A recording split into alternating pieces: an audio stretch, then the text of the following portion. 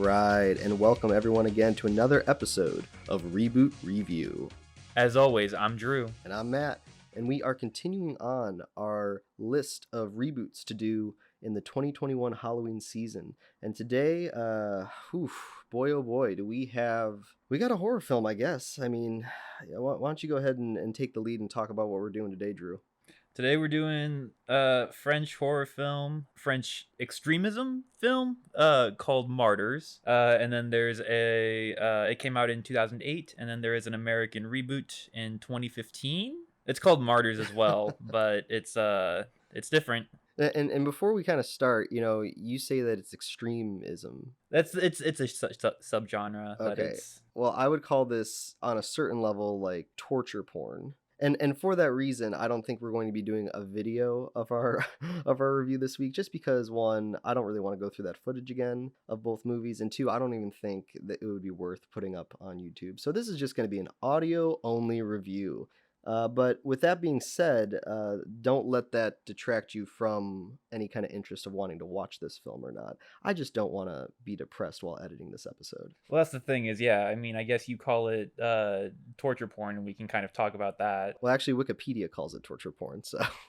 I mean, I guess what do we want to do? We want to talk about... Well, let's go through it kind of beat by beat, all right? Okay, just go ahead and do a plot breakdown. Yeah, I mean... Okay, because that's going to be one of the more interesting things to talk about is how the plot differs in the reboot. All right, so let's start with the 2008 Martyrs, which is written and directed, and my apologies if I get this wrong, Pascal Lagier. We'll put the name up on the screen. Yeah, whatever.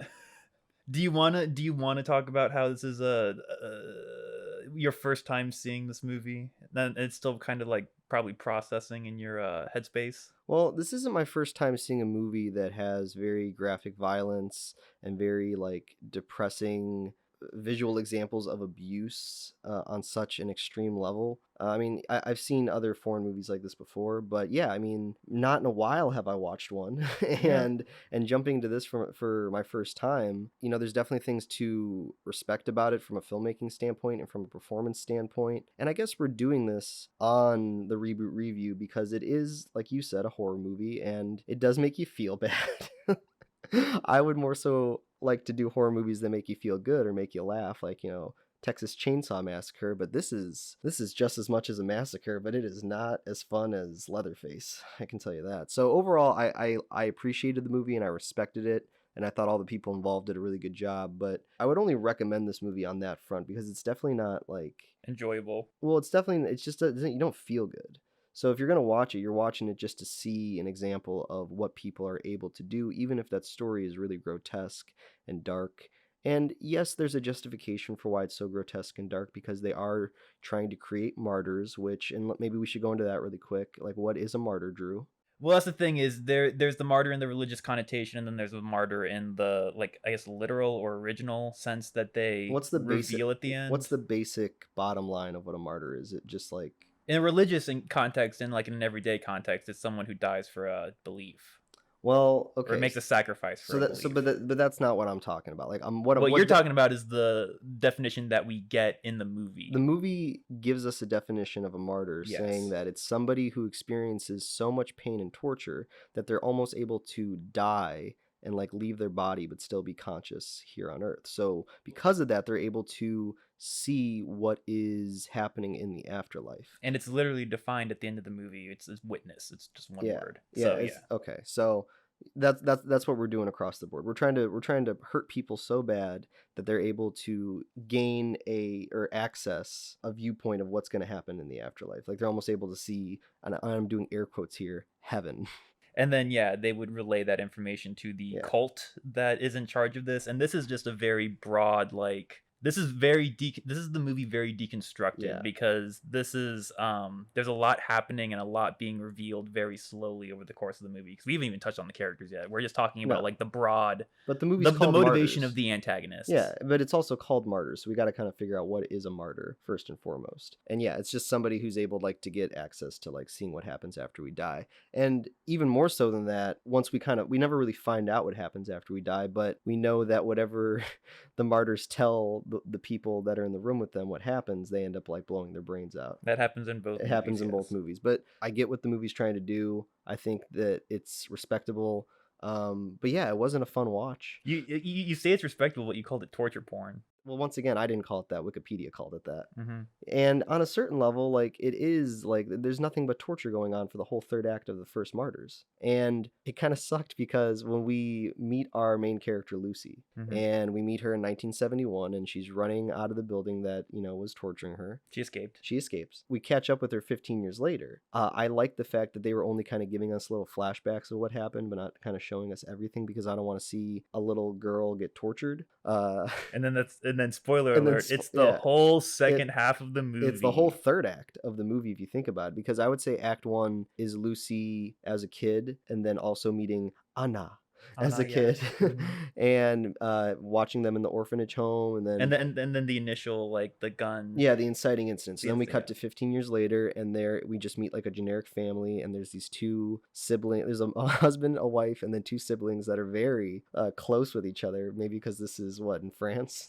So it's physically close. They're touching each other a lot, they're joking a lot. I think the sister has like a picture of her brother in her bedroom. That's the most damning thing, is when you don't forget about the characters, but later on you find out that the sister has like pictures of her brother in her room. So it just looks like a normal family, and once again, I'm doing normal with air quotes, especially when it comes to the brother and sister.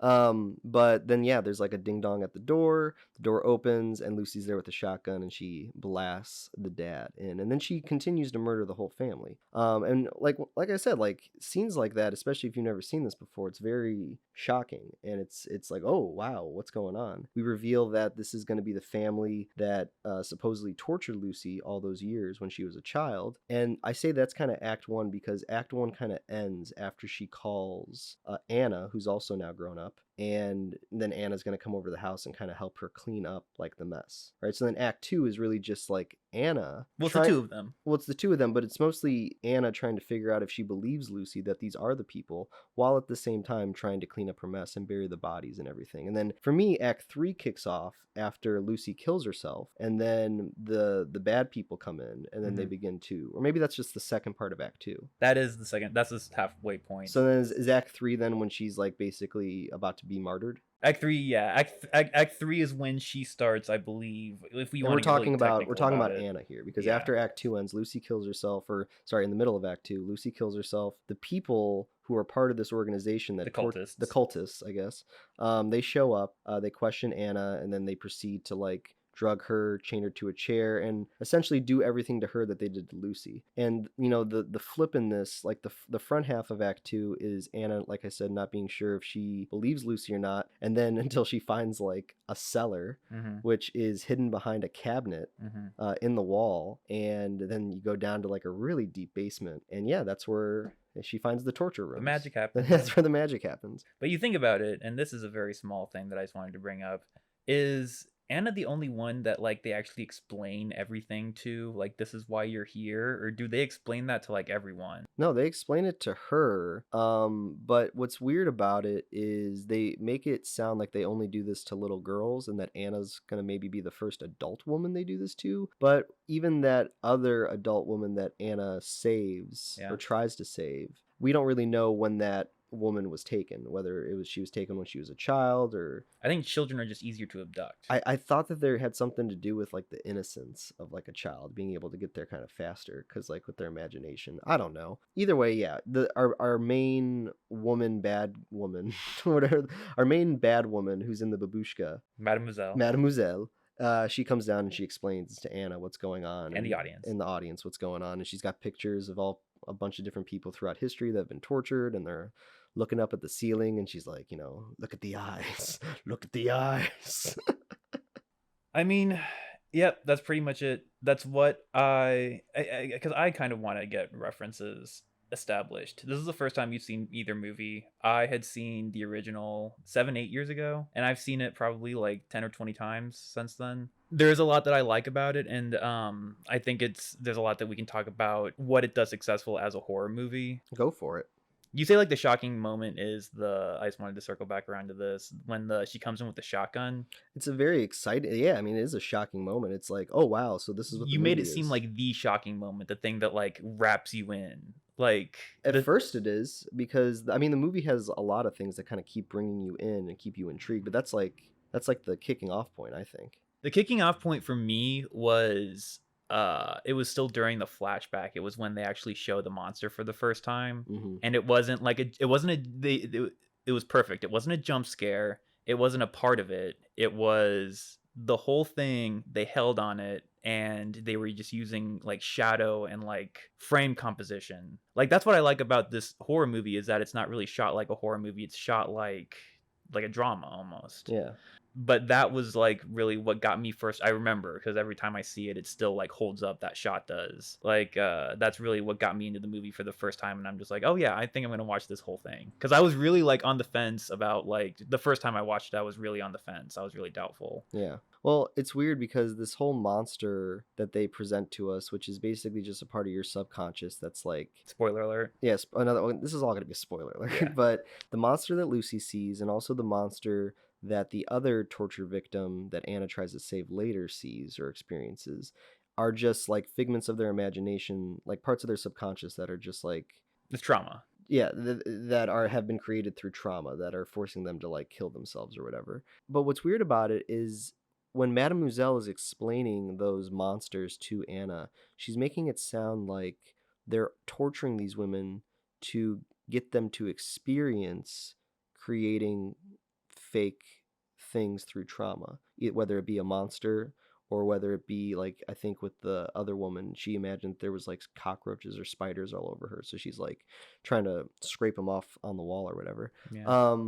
But then when Anna gets tortured a bunch, the voice that she experiences is Lucy, and it's a calming voice to get her to kind of let go completely. Mm-hmm. So for me, it was weird having the monsters in the movie because I don't feel like the monsters ever paid off. Because if you think about it, it's like 3 beats. We get Lucy's monster, we get the tortured woman's subconscious trauma thing, which is just like a doubling down. Yeah, doubling down. And then the 3rd beat of it is Anna thinking that she hears Lucy. Now that's to bring her comfort. There is one thing, and I think it was very quickly mentioned that the reason that these women saw the monsters was because they were failed martyrs. The reason that Anna didn't see anything was because she was successfully martyred. Okay. That's what I think. I've only seen the movie 10 times, so I'm not sure. For me, it kind of felt, when we got to the end of the movie and I looked back at the monsters, like I understood why Lucy had hers, because when she was a child, she could have saved somebody else, and she didn't. And that guilt kind of led to her monster, on top of all the trauma that she experienced. But it just felt like we needed something scary in the movie on the front half of it. By the time we finished the movie, I didn't really feel like the monster was necessary. It was a good character thing, but it didn't serve anything to the plot besides killing Lucy before the people show up. And it's interesting because I think in the American version, they didn't want to kill the Lucy character because they don't.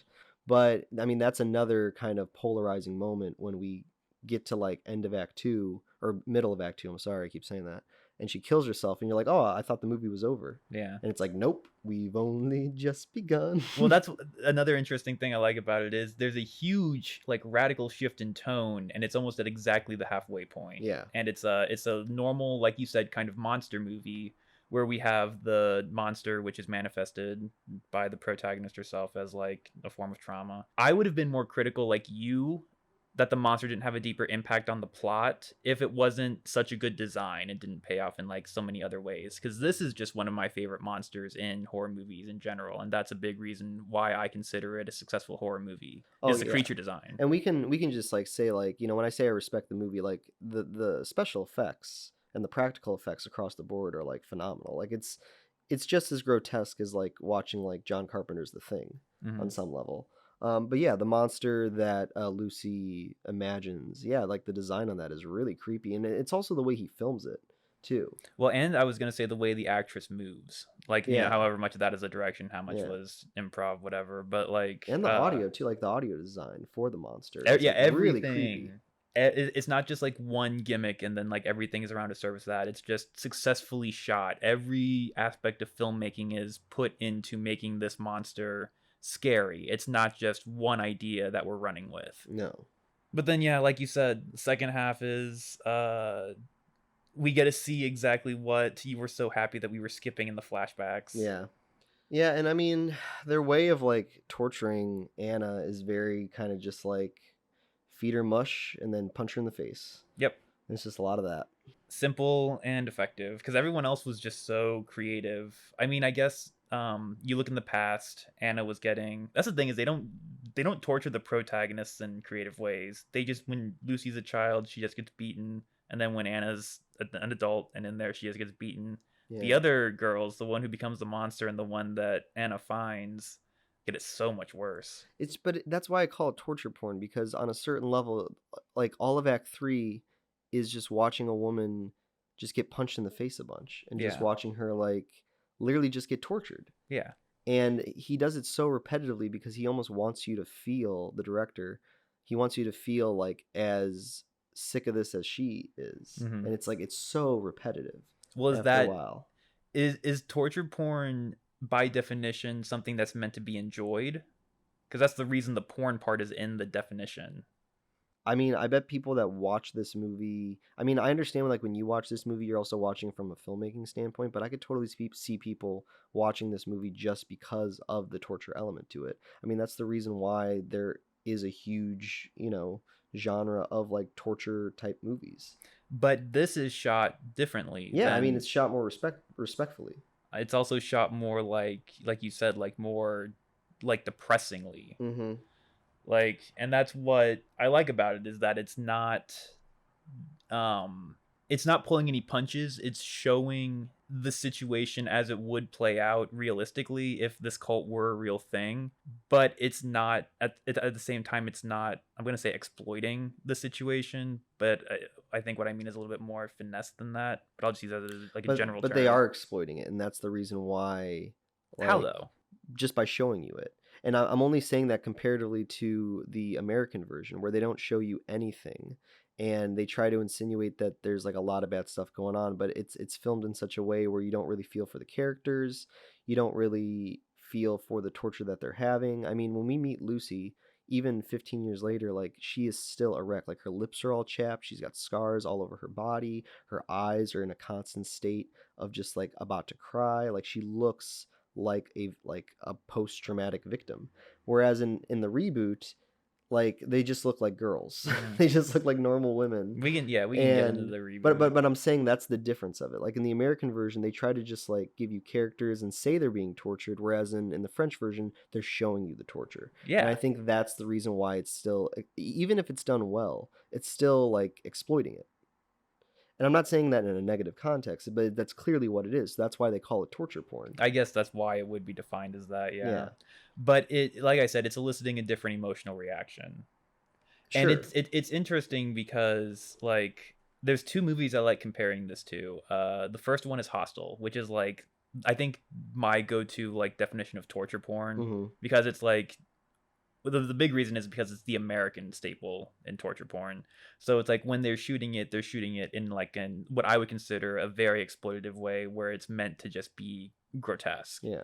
And then this is shot, it's almost like the same situation where, or like it's just a slightly different circumstance between the cultist and the whoever's running the hostels in, the Eli Roth movie. Mm-hmm.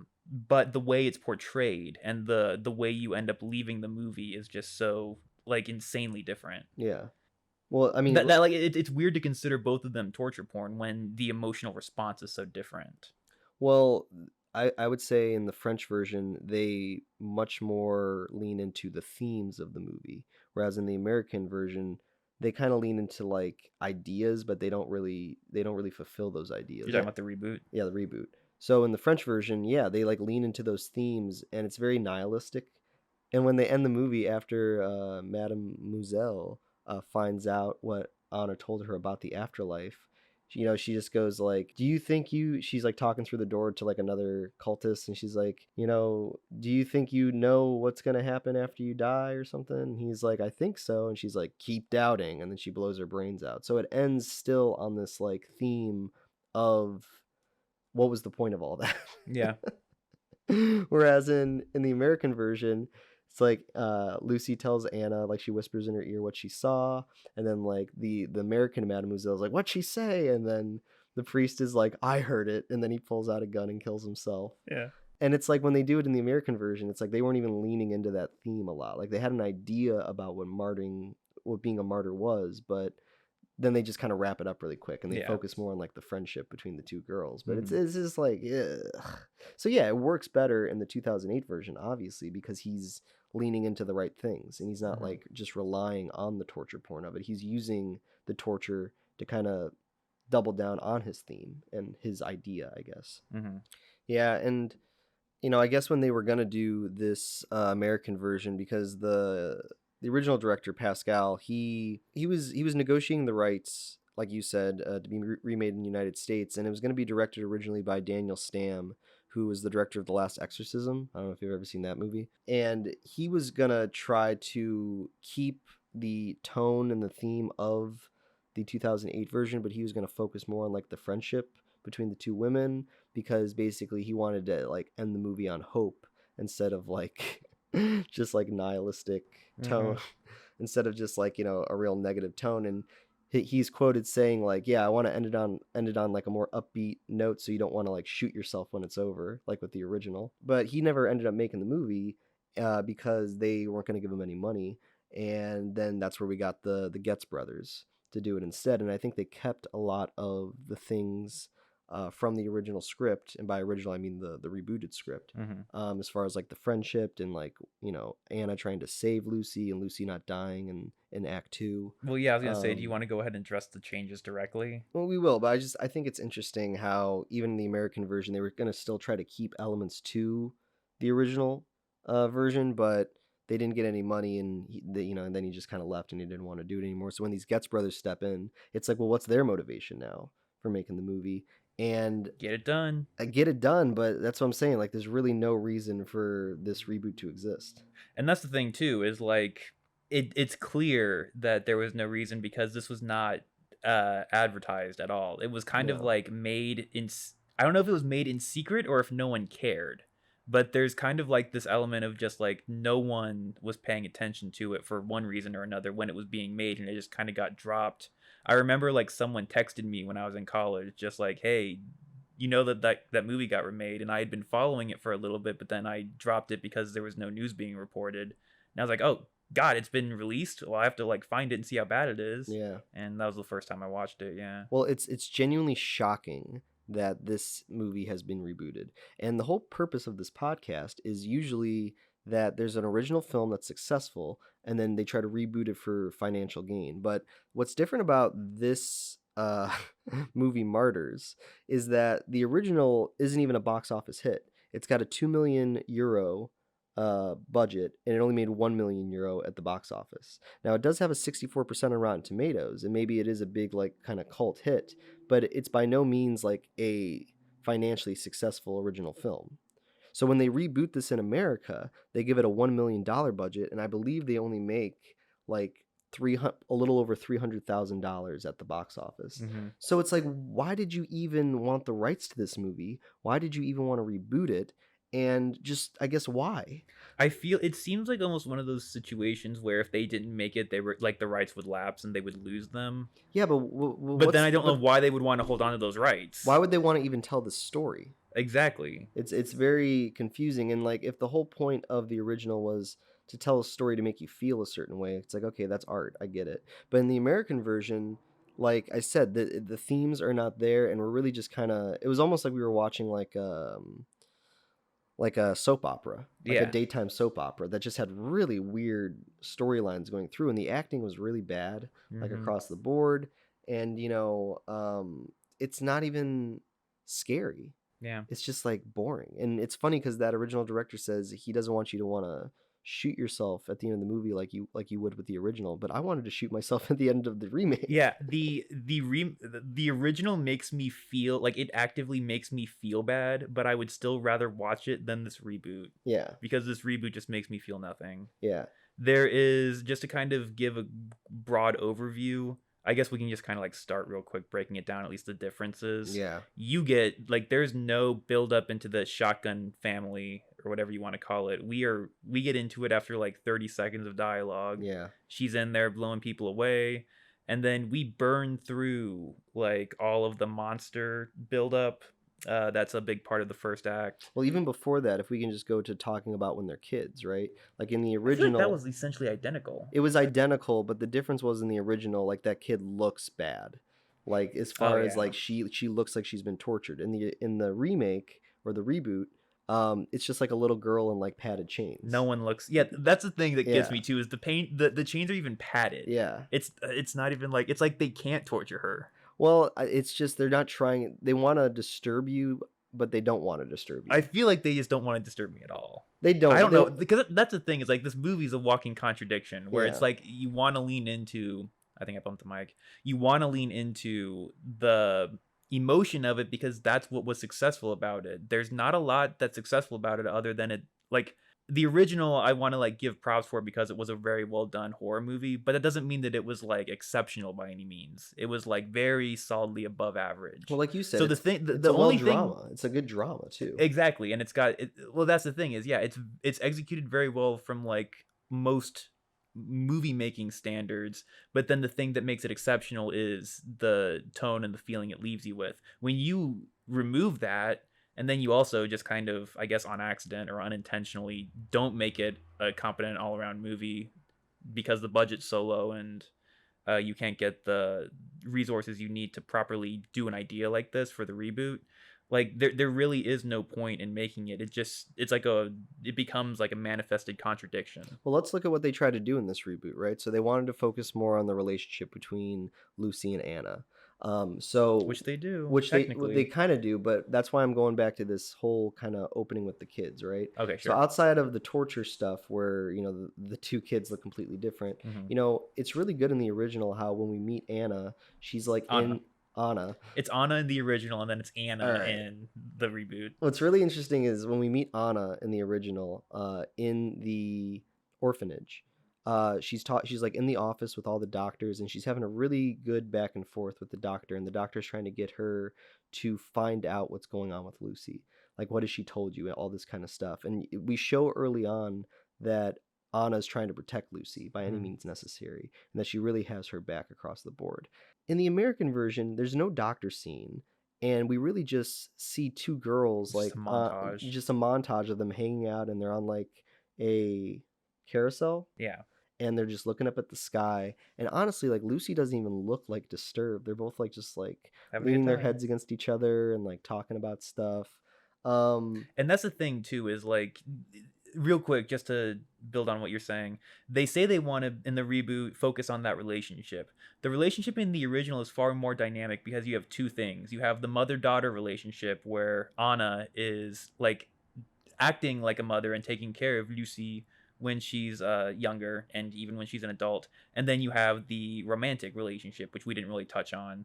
But there is like romantic undertones in the original French version. In this one, they're just BFFs. yeah. And there's trauma, I'm doing air quotes, that's been like occurring in their lives, but it doesn't seem to really have an impact on them. It just seems to be that's the thing is like when a trauma doesn't leave a greater impact, it's more just like an inconvenience. So Yeah. these girls have really just been inconvenienced. Yeah. And Well, it also has to do with like relationships across the board with unhealthy relationships. Like sure. all Lucy knows her whole life is unhealthy relationships by being tortured by adults that could potentially be her parents as far as like age goes. Hmm. And then even Anna's relationship with Lucy, like that's not a healthy relationship either because like you said, she's just kind of like taking care of her and she's nurturing her, and then on top of that she starts to like have little romantic undertones. Hmm. So And she's like essentially enabling murder. yeah, and even when she tries to kiss Lucy, like Lucy doesn't like that. So there's some kind of theme in there with just like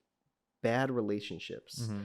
Whereas in the reboot, yeah, they're just BFFs. There's no undertones, but I also don't understand why they're BFFs. Like I Yeah. can understand why there's a relationship in the original because it's kind of people behaving at their worst, Hmm. right? And you're often like maybe more attracted to like a toxic kind of environment or situation, whereas in the remake, it's like why are they even friends? And like a perfect example of this is in the original. Once after Lucy blows away the family, and then Anna comes over, and Lucy's like telling her like, you know, I found them, I did it, I killed them all, and like they're all here. And Anna doesn't really believe her. When we meet Anna, she's like waiting for her to call her, and she's like very like her whole life surrounds like her whole life is about Lucy, Mm-hmm. right? So when we have that back and forth of like, but how do you know? And she's like, I know, look, it's in like the newspaper and blah blah blah blah. Like we're seeing real-time examples of how they uh kind of negotiate with each other, What the relationship what the is, yeah. relationship is, but also why they continue on,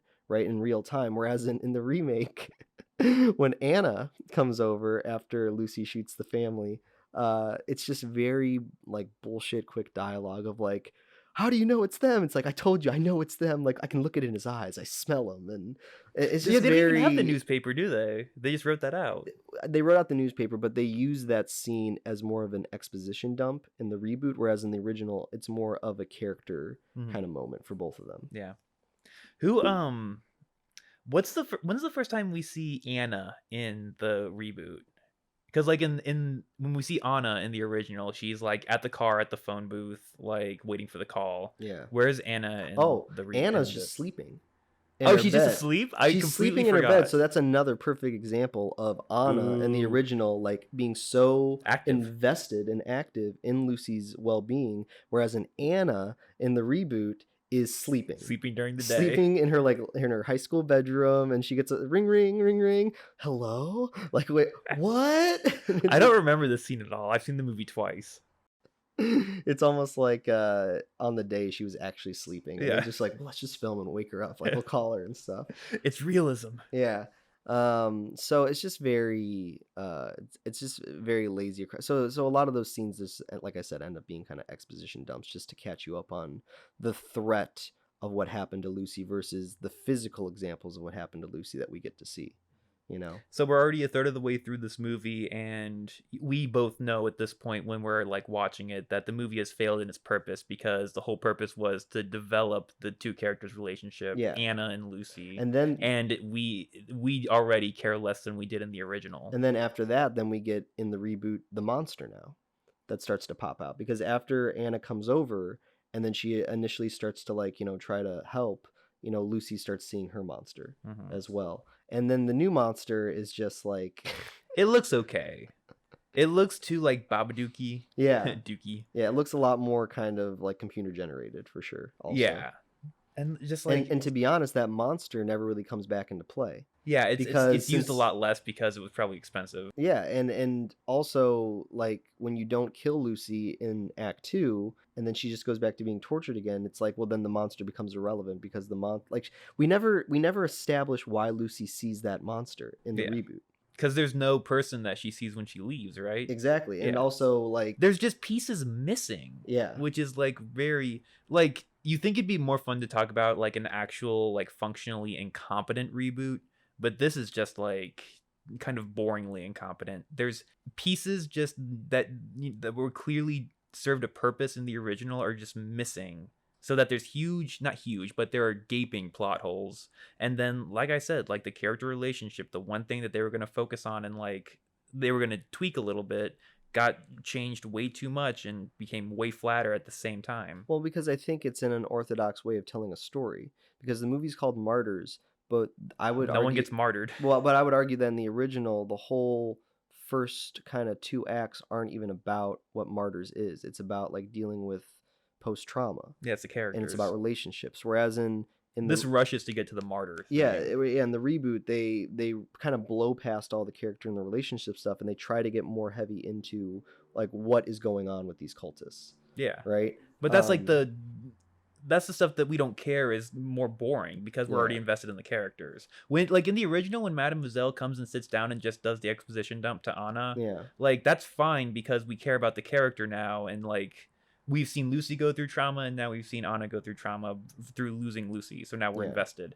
Like in this one, it succumbs to that flaw of like pointless exposition because we're not invested in the characters. And so when old lady, I don't even know if she's Mademoiselle, but when Mademoiselle in the reboot comes down and explains everything, it's simultaneously too fast and too boring. Well, also in that original, when Mademoiselle comes down, that is the catalyst that's going to like carry us into what the back half of this movie is going to be, which is going to be like just the torture. But we don't even know necessarily. I mean, she explains the eye stuff to her and she explains what Martyrs is, but they still leave it kind of ambiguous of like, well, what are they doing now to Anna? Are they just going to continue? They're just going to try to make her a martyr? But they don't even really do that until they, spoiler alert, they skin her. Well, they have to build up to that. They build up to that. Whereas in the reboot, they it's almost like they don't trust their method of what they're doing in this cult, so that way they have to bring in a religious angle.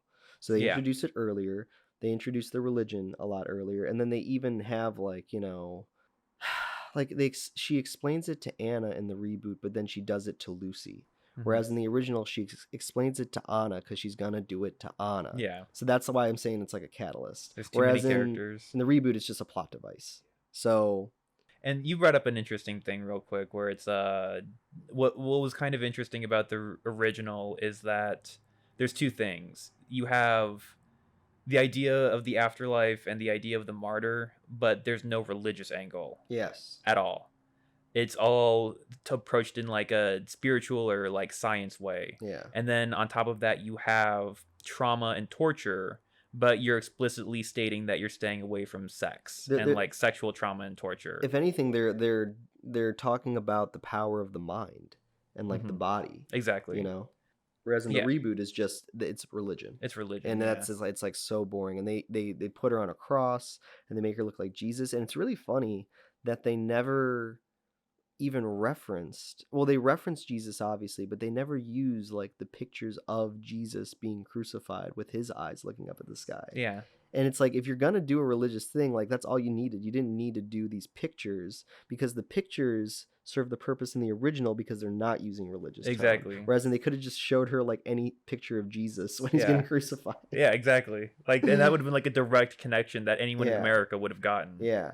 So it's very weird, and that's why we keep going back to like, well, what was the point of this reboot? What story were they trying to tell? Because they're definitely trying to do a Final Girls thing where like Anna in the remake, she escapes and then she gets a gun and then she like she raids her way through the building and she's gonna save a little girl, and she successfully does save a little girl. But then she's gonna go back in and save Lucy, and she's just like taking out guys along the way. And like to me that feels more like an American kind of horror movie. It just like doesn't seem like a horror movie. It just seems like shit, we need a third act. What do we do? Well, she's got to get rescued because we can't have, we can't make the audience sad. Yeah. So it's like, all right, she'll go in guns blazing. And they could have did something where they could have done anything else. In the American remake, like if you're going to end your movie with Anna like going into hell to save Lucy, when they're kids, like show us an example of her like going in to save Lucy, because the original does a good job of showing Anna being there for Lucy, and then it's kind of justified why she would then come over to the house and try to help her and like clean up her mess. Whereas in the remake, those kid scenes are just them being BFFs. So when she's storming the castle per se in the third act in the remake, it's just to save her friend. Yeah. But it's not something that it hasn't been foreshadowed or shows that this is what she has to do. It's just kind of like, here's our teenage girl, she's our final girl, she's going to go in and try to kill the cultists and save her friend. Yeah, it seemed like the movie was made with the exact same enthusiasm that you would just like made that statement with. Exactly. And as far as like Rotten Tomato scores go, obviously the original is going to be better. It's got a 64% on Rotten Tomatoes, which is still pretty lower. Probably just because I would say that the movie is a little too long, the original. It feels long. It's actually not. It's pretty short. It feels long then. It does. Because of all the torture. That's intentional. Yeah. But I mean, from a filmmaking standpoint, it is very well executed, and the effects are very impressive, and the acting is very impressive. But in this reboot, the effects are bad, the acting's bad. It's got a 9% on Rotten Tomatoes. Yeah. Which is honestly like understandable, and maybe we should take this moment to say, is there anything about the reboot that is good? No. It was interesting, like real quick, talking last week about how just incompetent the original When a Stranger Calls is. Yeah. And it's like, it's so weird like seeing another incompetent movie like so quickly back to back, because there are bad movies, like there are plenty of bad movies, but like it's only like once in like a blue moon, I feel like, that you get an actually like incompetent movie where there's just like everything falls apart under any amount of scrutiny. And well, it's because if you remove that trauma theme from this story, you don't have a story. Yeah, and to be that's what they honest. do by minimizing Because the this torture element. because the story is so jolted and it's told in such a unconventional way Yeah. that if you're not leaning on some kind of theme to get you through it, so that way you're just kind of experiencing things and feeling it, you're just dealing with a really poorly written script. Yeah, exactly. Or it's an unconventional and boring story. What Yeah. makes that story interesting is the context of the trauma, Yeah. which you get with the original because it is so disgusting. Yeah. And these actors that are playing Lucy and Anna, like I don't have anything against these actresses. I mean, you The asked in the me reboot or in the reboot. in the And, reboot, yeah. you asked me like, "Oh, would you want to make a movie like this reboot?" And I was like, "Absolutely." I'm sure everybody was just so happy to like have a job Yeah, and to like be working. and be working, and they do try. And at the end of the day, you can't really blame the actors because it does lie on the directors. And there's two of these directors, by the way. Mhm. And there still are some shots that look good. They're not like, it's not a poorly directed movie. I would just say it's a pretty weak directed movie. I think it's kind of worse than you're giving it credit for. I don't, I mean, like, let's say this, it's like competent in the sense of like being a movie, but the storytelling's not good, and the shots that they do for the most part are pretty basic. I do remember there being a couple shots that were like, that's okay, that's a pretty good shot. And like I said, you can't blame the actresses for their performance because that's, the directors have to direct them a certain way. So I'm just trying not to like, shit on I'm everybody. just imagining like anyone on the crew that day having like watched the original just out of interest, and this like being there working on this one and being like, what are we doing? I don't think anybody watched the original. That made this That's what reboot. that's why I think it would be so funny if just like one like grip or someone did, Yeah. and just for like context, and they're just like, is this the same movie? Yeah. Well, even just look at like the torture. Like, it was really funny because the way they torture Anna in the reboot is they do electroshock therapy. Yeah, because it's easy to shoot around. You don't have to, there's no effects. There's no Yeah. usually. All right, and shock. Which is funny because like when we just watched the Suicide Squad James Gunn film, that's how they kind of torture Harley Quinn, But that's like, and it fits in a movie like that because that movie's so like silly and ridiculous. Whereas I just find electroshock torture silly and ridiculous. yeah, it's well, yeah, because it's like absurd. Not absurd, And it's but not it's really, like it doesn't fit in breaking somebody's will.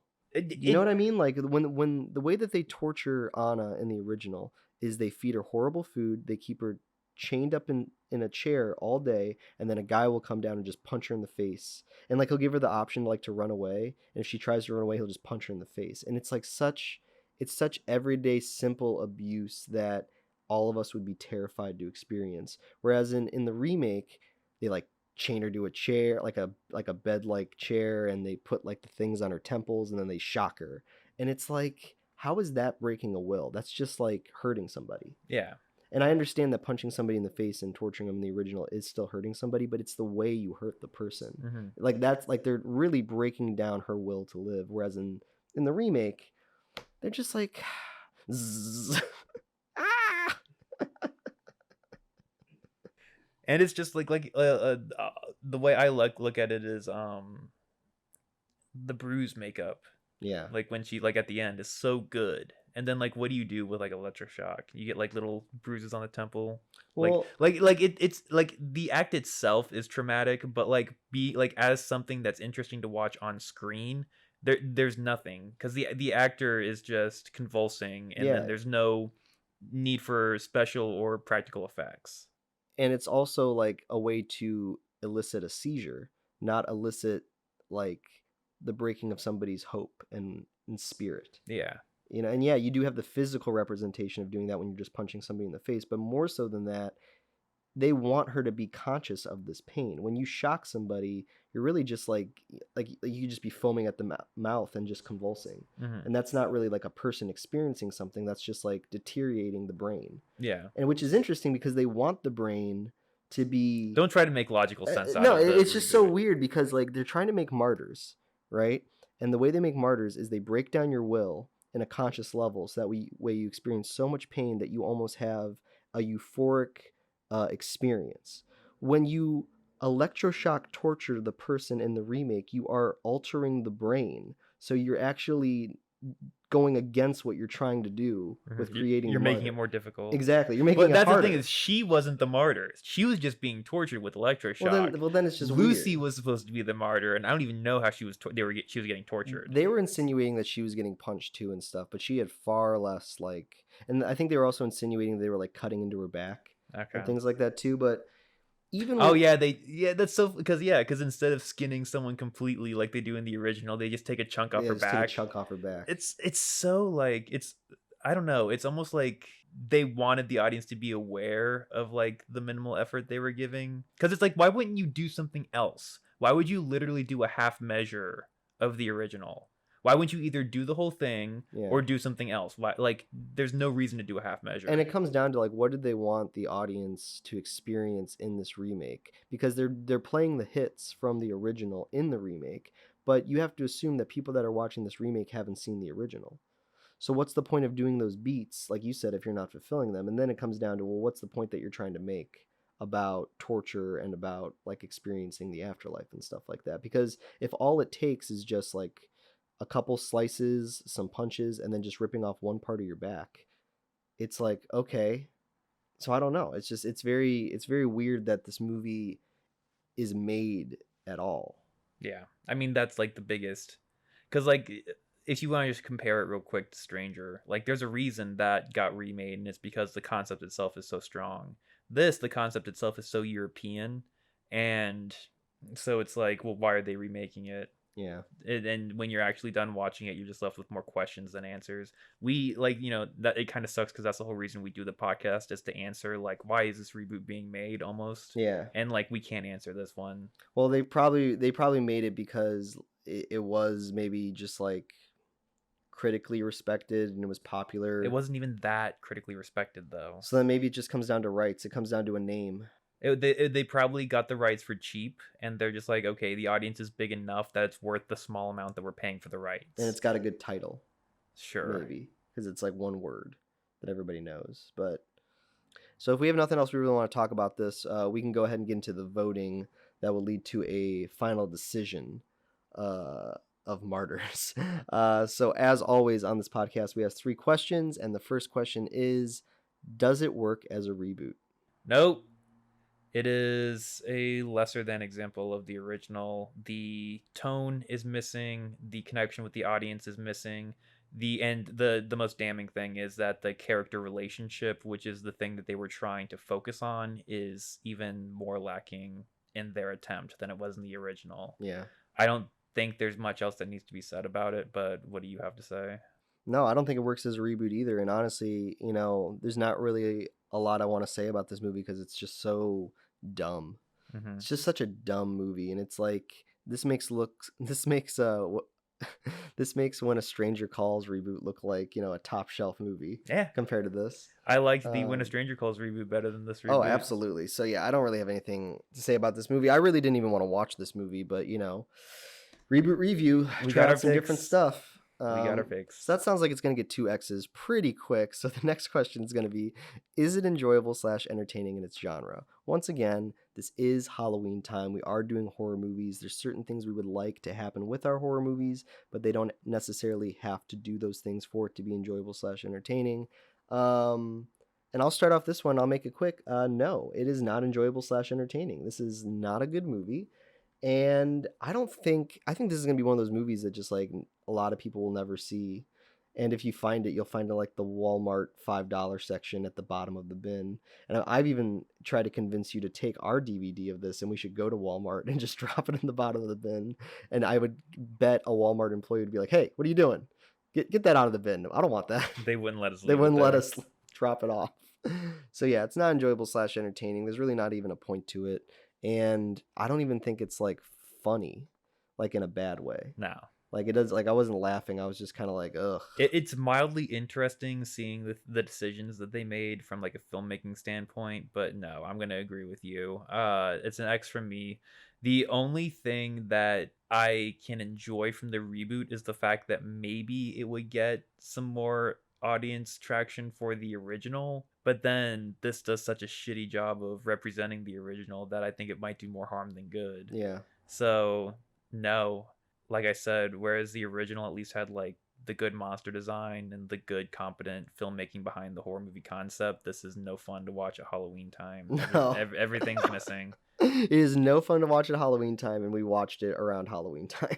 Well, yeah, the original is fun to watch at Halloween time. I don't know. The reboot's not. The reboot's. All right, so that's going to be an obvious 2 X's again. So the final question, does it stand on its own? I'm just gonna make this quick. It does not stand on its own for everything. This is getting X's. This is just getting X's across the board. And I have nothing else I want to say about this movie. So you can go ahead and vote also, but I'm gonna vote X. I'm not gonna even try to pretend that I'm gonna think about it. Yeah. I have nothing else to say about the reboot. We could keep talking about the original if you want to, though. No, so if you're doing that math at home, that's going to be 6 X's, 0 checks. So it's going to get 1 giant X for not worth bringing back. And yeah, it's not a good reboot. Probably just watch the original if you want to experience that stuff. But it is very disturbing, and you don't eat food when you're watching it. All right, everyone. So that's going to be a wrap on Martyrs 2008 and 2015. Thanks, everybody, for listening. If you like this episode, you can check out our other episodes of Reboot Review and the Back Again podcast on all streaming platforms, wherever you listen to podcasts. And you can also watch these episodes with video, except for this one, obviously, on YouTube. And tell us what you think. Have you seen Martyrs? Do you need to see a therapist? Who knows? But we will be back next week with another reboot review of a classic horror film for the season. But until then, I guess just keep enjoying the month of October. And you got anything else to add, Drew? In my opinion, that sucked. All right, everyone. We'll see you next time.